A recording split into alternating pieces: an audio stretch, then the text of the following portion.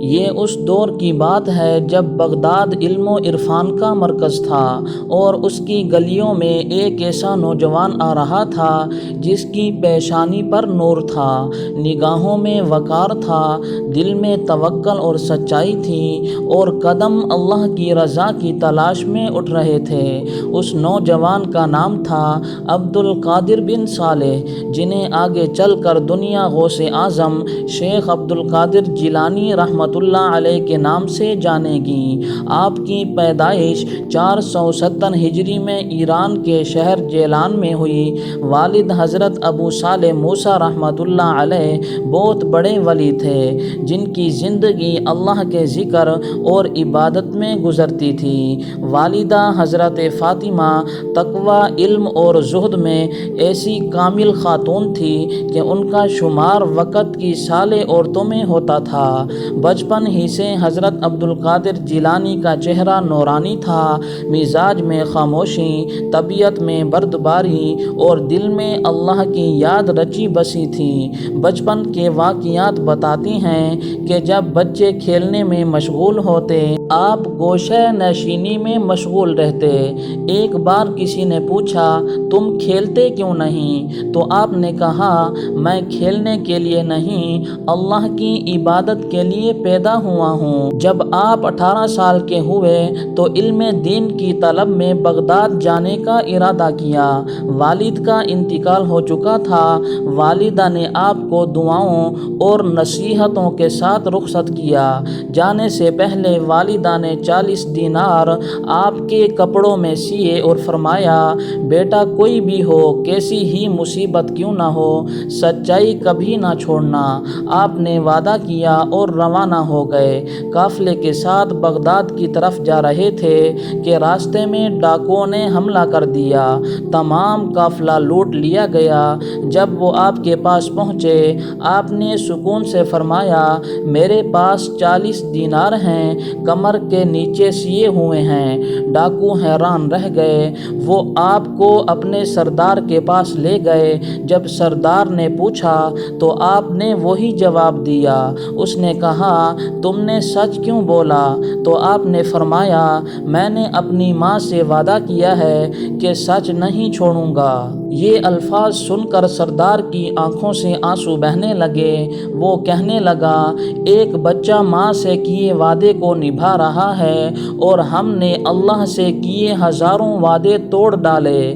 وہیں سب ڈاکو توبہ گزار ہو گئے اور یہ حضرت عبد القادر جیلانی کی ولایت کا پہلا روحانی اثر تھا جو زمین سے نہیں دل سے نکلا تھا۔ جب آپ بغداد پہنچے تو جامعہ نظامیہ میں داخلہ لیا۔ یہاں کے اساتذہ، علماء، مشائخ سب نے آپ کی ذہانت، عاجزی اور علم کی طلب کو سراہا، لیکن حالات آسان نہ تھے۔ تنہا شہر، اجنبی ماحول، پیسوں کی کمی اور مسلسل فاقے، کبھی کئی دن بھوکے رہنا پڑتا، لیکن علم کا شوق ایسا تھا کہ آپ نے کبھی شکایت نہیں کی۔ ایک بار ایسا وقت آیا کہ مسلسل کئی دن فاقہ رہا۔ دل میں خیال آیا کہ دریا کے کنارے جاؤں، شاید کسی سے کچھ کھانے کو مل جائے۔ جب پہنچے تو دل میں احساس ہوا، کیا یہ اللہ پر توکل کے خلاف نہیں؟ فوراً پلٹ آئے اور مسجد میں بیٹھ کر دعا کی۔ کچھ ہی دیر بعد ایک نیک آدمی کھانے کے ساتھ آیا اور کہا، مجھے خواب میں حکم ہوا ہے کہ تمہیں کھانا دوں۔ پھر تو یہ معمول بن گیا۔ آپ کی دعا، توکل اور صبر نے اللہ کو راضی کر لیا تھا۔ پھر جب تعلیم مکمل ہوئی تو آپ نے تدریس کا سلسلہ شروع کیا۔ بغداد میں آپ کے علم کی شہرت پھیلنے لگی۔ آپ کی مجلس میں ہزاروں لوگ بیٹھتے، صرف عوام ہی نہیں، علماء، فقیہ، سلاطین اور درویش بھی شریک ہوتے۔ آپ کی زبان سے نکلے ہوئے الفاظ سامعین کے دل چیر کر اللہ سے جوڑ دیتے۔ ایک دن آپ کے بیان میں ایک شخص آیا جو ہمیشہ فحاشی اور بدکاری میں مبتلا رہتا تھا۔ آپ نے نہ اس کا نام لیا، نہ اس کی طرف دیکھا، صرف فرمایا، اے وہ شخص جو دن رات گناہوں میں غرق ہے، سن موت قریب ہے اور قبر میں صرف اعمال ساتھ جائیں گے۔ وہ شخص کانپ گیا، رونے لگا اور وہیں توبہ کر لی۔ لوگوں نے دیکھا کہ وہی شخص چند دن بعد تہجد گزار، ذکر کرنے والا، نیکی پھیلانے والا بن گیا۔ یہ آپ کی زبان کا فیض تھا۔ آپ فرمایا کرتے تھے، جس کی بات دل میں اتر جائے وہی اصل شیخ ہے۔ آپ کی روحانی پرواز اتنی بلند تھی کہ شیطان بھی آپ کو بہکانے آیا۔ ایک دن آسمان پر نور ظاہر ہوا، آواز آئی، عبد القادر میں تمہارا رب ہوں، تم پر نماز فرض نہیں رہی۔ آپ فوراً سمجھ گئے کہ یہ شیطان کا فریب ہے۔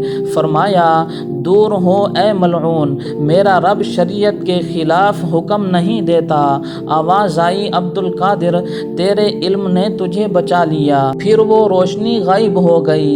یہ واقعہ بتاتا ہے کہ علم، بصیرت اور روحانی قرب جب جمع ہو جائے تو انسان شیطان کے فریب سے محفوظ رہتا ہے۔ آپ نے پوری زندگی شریعت، سنت اور اخلاص پر مبنی گزاری۔ آپ فرماتے تھے، جس کا تعلق اللہ سے جڑ جائے وہ کسی مخلوق کے سہارے کا محتاج نہیں ہوتا۔